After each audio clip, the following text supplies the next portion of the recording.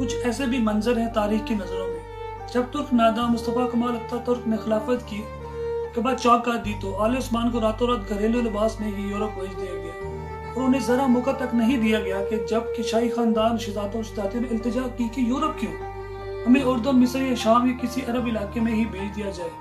لیکن صہیونی آقاؤں کی تعلیمات واضح تھی، انہیں اپنی آتش انتقام کو ٹھنڈا کرنا تھا، ان کو آخری درجے ذلیل کرنا مقصود تھا۔ چنانچہ کسی کو یونان میں یہودیوں کے مسکن سالونک اور کسی کو یورپ روانہ کیا گیا، اور آخری عثمانی بادشاہ سلطان وحید الدین اور ان کی اہلیہ کو راتوں رات فرانس بھیج دیا گیا اور ان کی تمام جائیدادیں ضبط کر دی گئی، یہاں تک کہ گھریلو لباس میں ہی خالی جیب اس حال میں انہیں رخصت کیا گیا کہ ایک پائی تک ان کے پاس نہ تھی۔ کہا جاتا ہے کہ سلطان وحید الدین کے شہزادے منہ چھپا کر پیرس کی گلیوں میں کاسہ گدائی کے لیے پھرتے تھے کہ کوئی انہیں پہچان نہ پائے۔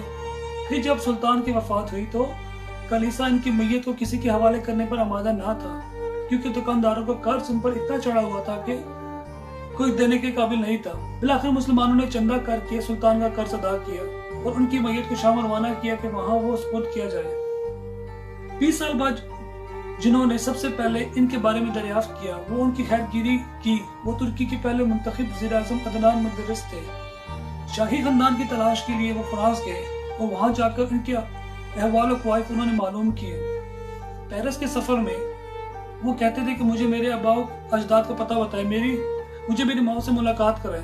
بالآخر وہ پیرس کے ایک چھوٹے سے گاؤں پہنچ کر ایک کارخانے میں داخل ہوئے تو کیا دیکھتے ہیں کہ سلطان عبدالحمید کی زوجہ 85 سالہ ملکہ شفیقہ اور ان کی بیٹی 60 سالہ شہزادی عائشہ ایک کارخانے میں نہایت معمولی اجرت پر برتن مانج رہے ہیں۔ یہ دیکھ کر مدرس اپنے آنسو نہ روک سکے، وہ زاروں کو تار رو پڑے، پھر ان کا ہاتھ چوم کر کہنے لگے، مجھے معاف کیجیے، مجھے معاف کیجیے۔ شہزادی عائشہ نے پوچھا، آپ کون ہیں؟ کہا، میں ترک وزیر اعظم عدنان مدرس ہوں۔ اتنا سننا تھا کہ وہ بول اٹھی، اب تک کہاں تھے؟ بہت دیر کی مہربان آتے آتے، اور خوشی کے مارے بے ہوش ہو کر گر پڑی۔ عدنان مدرس جب انقرہ واپس گئے تو انہوں نے جلال بیار سے کہا کہ میری آل عثمان کے لیے معافی نامہ جاری کرنا چاہتا ہوں اور اپنی ماں کو واپس لانا چاہتا ہوں۔ بیار نے شروع میں تو اعتراض کیا، مگر مدرس کے مسلسل اصرار پر صرف عورتوں کو واپس لانے کی تائید کی۔ پھر عدنان مدرس خود فرانس گئے اور ملکہ شفیقہ اور شہزادی عائشہ دونوں کو فرانس سے ترکی لے آئے، مگر شہزادوں کے لیے معافی نامہ جاری کر کے ان کو اپنے وطن ترکی لانے کا سہرا مرحوم اربگان کے سر جاتا ہے جب وہ وزیر اعظم کے منصب پر فائز تھے۔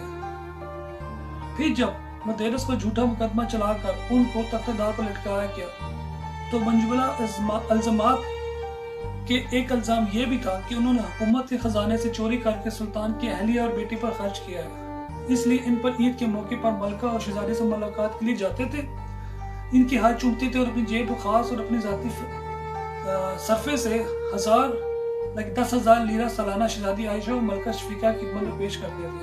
جبکہ 17 ستمبر 1961 کو عدنان مدرس شہید ہوئے تو دوسرے ہی دن دونوں ملکہ اور شہزادی کی بحالت سجود وفات ہوئی۔ یہ سلوک بے نام نہاد جمہوریت پسندوں اور سیکولرزم کا ڈنڈورا پیٹنے والوں کا اسلام اور مسلمانوں کے ساتھ تھا۔ نہ کوئی مربت، نہ کوئی شرافت، نہ صلہ رحمی، نہ قرابت داری، نہ اخلاق کا پاسدار، نہ قدروں کا لحاظ۔ کہ جو قومیت اور وطنیت کا راگ لاپتے ہیں وہ نعرہ لگاتے ہیں کہ جن کی زبانیں نہیں تکتی، ان کا مقصد صرف یہ ہے کہ اسلام کو بدنام کیا جائے اور مسلمانوں کا آپس میں بھائی چارہ ختم کیا جائے اور ان کے اس مقدس رشتے کو اتنا بکھیر دیا جائے کہ یہ آپس میں ٹوٹ کر رہ جائے، ان میں ذات پات کا احترام نہ ہو اور رشتوں کو کوئی پاس و لحاظ نہ رہے۔ روئے زمین پر موجود شیطان کے چیلوں سے کبھی بے خبر نہ رہنا۔ اور ہاں، یہ قصے بچوں کو سلانے کے لیے نہیں بلکہ سوئے ہوں کو جگانے کے لیے اور جوان مردوں کو کمر بستہ کرنے کے لیے۔